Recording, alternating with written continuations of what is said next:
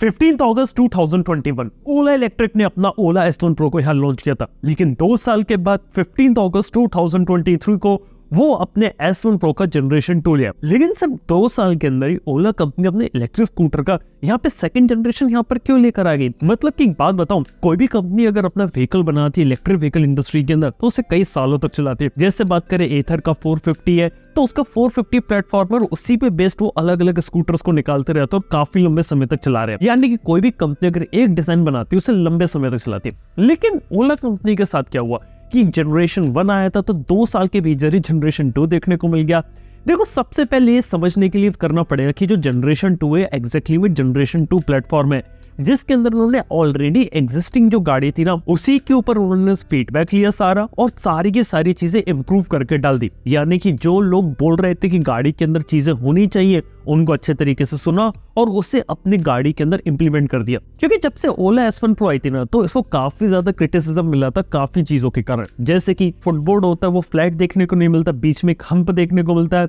और पीछे आपको ग्रैब हैंडल्स जो रहते हैं वो बहुत ही ज्यादा लूज देखने को मिलते हैं, बैकरेस्ट देखने को नहीं मिलता। इसके साथ ही ये भी कहा गया था कि अंदर बहुत ही ज्यादा प्लास्टिक का यूज किया गया है। यार ये सारा फीडबैक उन्होंने लिया और अपनी नेक्स्ट जनरेशन के अंदर इस चीज को इंप्लीमेंट कर दिया। जैसे कि सबसे पहले तो जो चेसी का डिजाइन होता है उसे वो पीछे तक ले गए, पहले से ज्यादा उसे स्ट्रॉन्ग बनाया और पीछे आपको स्ट्रॉन्ग ग्रैब रेल्स देखने को मिल रही है। इसके साथ ही स्ट्रॉन्ग बनाने के साथ साथ इन्होंने इस चीज को यहाँ पे लाइट वेट भी यहाँ पर किया। इसके साथ ही इंप्रूवमेंट किया इसकी बैटरी के अंदर, जहाँ पे बैटरी को भी लाइट वेट बनाया गया, इसकी कूलिंग को भी इंप्रूव किया गया, लेकिन बैटरी की कैपेसिटी को कम नहीं किया गया। इसके साथ ही मोटर के अंदर भी चेंजेस करे, जहां पे मोटर के अंदर ही मोटर कंट्रोल यूनिट को ऐड कर दिया गया। तो बेसिकली इनका जनरेशन 2 बनाने का मेन मकसद यहाँ पर यह था कि जो ऑलरेडी एग्जिस्टिंग प्रोडक्ट है ना उसे मार्केट के फीडबैक के हिसाब से बनाओ और वो चीजें इंप्लीमेंट करो जो लोग देखना चाहते हैं, लेकिन इसके साथ ही इस तरीके से बनाओ जिससे उसे बना पाना भी सस्ता रहे, आसान तरीके से मल्टीपल वर्जन्स भी क्रिएट किए जा सके, प्लस यहाँ पर इसकी रिपेयरिंग और सर्विस भी आसान रहे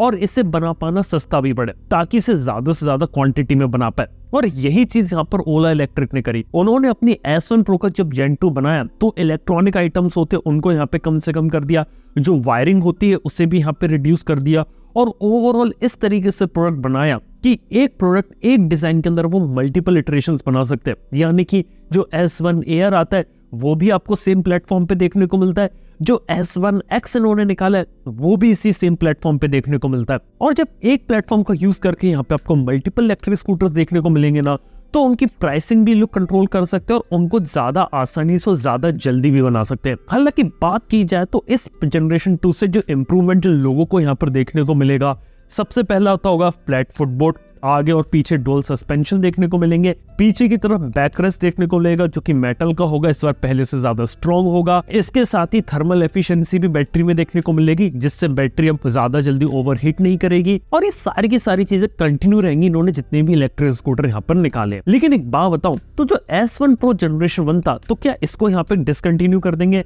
वेल, फिलहाल ऐसा नहीं है। जो करंट में जो ओला का S1 Pro मिल रहा है वो अभी भी यहाँ पर मिलता रहेगा, उसे यहाँ पे डिसकंटिन्यू नहीं किया जाएगा, जिस कारण से फ्यूचर में इस प्रोडक्ट को सर्विस मिलती रहेगी। लेकिन इस बार जो कंपनी का जो मेन फोकस होगा वो होगा जनरेशन 2 वाले प्रोडक्ट्स के ऊपर, क्योंकि इस बार उन्हें ज्यादा काम नहीं करना। बैटरी पैक को डिजाइन कर लिया है, चैसी डिजाइन कर लिया है, मोटर्स तैयार है, बस अलग अलग वेरिएंट्स उन्हें यहाँ पर बनाने। लेकिन भाई बात करें अपने मेन क्वेश्चन के ऊपर आते कि आखिर S1 Pro Gen 2 इतनी जल्दी यहाँ पर क्यों निकाल दिया। बेसिकली आप लोगों को पता होगा कि लास्ट ईयर यहाँ पे ओला ने अपना S1 Air इंट्रोड्यूस किया था और ये जो इम्प्रूवमेंट जो जनरेशन 2 के थे ये एग्जैक्टली में उसके लिए डिजाइन किए गए थे। लेकिन जब उन्होंने अपना S1 Air बनाया होगा तब उन्हें पता चला होगा कि हम ये सारी चीजें अपने रेगुलर स्कूटर में भी डाल सकते हैं और जो S1 Pro है उसकी नेक्स्ट जनरेशन को बना सकते हैं जिससे वो पहले से ज्यादा बेटर हो जाएगा। और जब S1 Pro में इस चीज को इंप्लीमेंट किया गया तो उसका बेनिफिट यहाँ पर ये हुआ कि गाड़ी पहले से ज्यादा बेटर बन गई। यानी कि जो S1 Pro है उसका वेट यहाँ पे रिड्यूस हो गया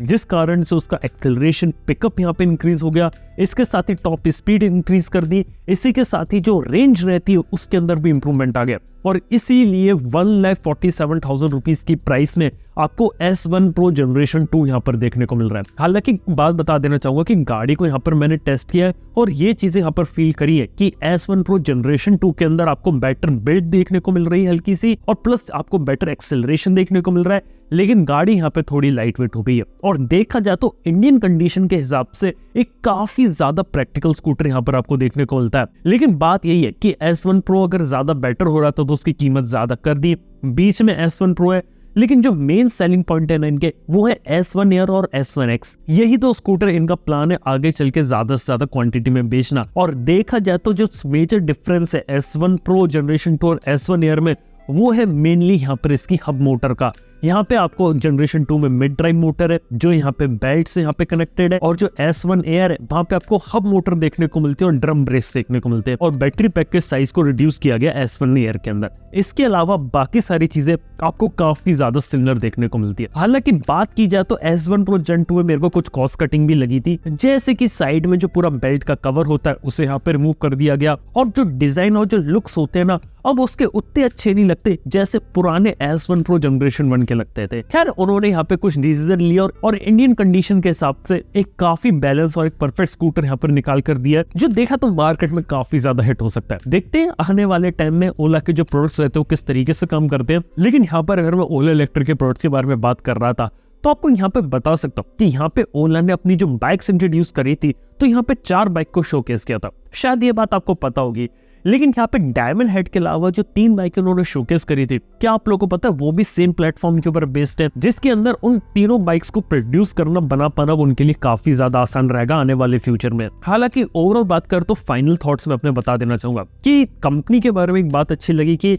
जितना भी फीडबैक पिछले 1-1.5 साल में उनको प्रोडक्ट रिलेटेड यहाँ पर मिला, उन्होंने कहीं ना कहीं उसे एग्जीक्यूट करने की कोशिश करी और सारी की सारी चीजें फिक्स करने की कोशिश करी, और ये देखा कि एग्जैक्टली में इंडियन कंज्यूमर की डिमांड क्या है। और दूसरी चीज ये लोग समझे कि उन्होंने प्राइस पॉइंट को समझा कि उन्होंने जितने भी प्रोडक्ट्स निकाले ना उनके प्राइस पॉइंट अगर सही रखे तो ही वो मार्केट के अंदर चल सकते हैं। हालांकि यहाँ पर बेनिफिट अब ये हो गया कि अब जो प्रोडक्ट्स उन्होंने डिजाइन करे हैं ना इनके फ्यूचर वर्जन बनाना इनके लिए काफी ज्यादा आसान है। जैसे कि बात करें अब अगर मान लो आगे चल के अगर अपनी खुद की गीगा फैक्ट्री बनाते हैं और अपने खुद के सेल्स ही फ्यूचर में जल्दी बना लेते हैं तो उनके लिए कोई नया वर्जन निकालना भी आसान रहेगा। यानी कि S1 Pro के ऊपर का भी मॉडल यहाँ पे निकाल सकते हैं जिसके अंदर ये लोग और ज्यादा बैटरी के सेल्स डाल सकते हैं, जिससे रेंज इंक्रीज कर सकते हैं, मोटर को थोड़ा अपग्रेड कर सकते हैं, और बाकी सारी चीजें अब छेड़ने की यहाँ पे जरूरत नहीं है क्योंकि जैसी चीजें यहाँ पे ऑलरेडी एग्जिस्टेड थी बस वैसी चीजों को उन्होंने यहाँ पे थोड़ा सा एडवांस यहाँ पर इन्होंने कर दिया, जिससे इन्हें गाड़ी बना पाना मैन्युफैक्चरिंग करना आसान रहेगा और बदले में लोगों को एक कम रेट के अंदर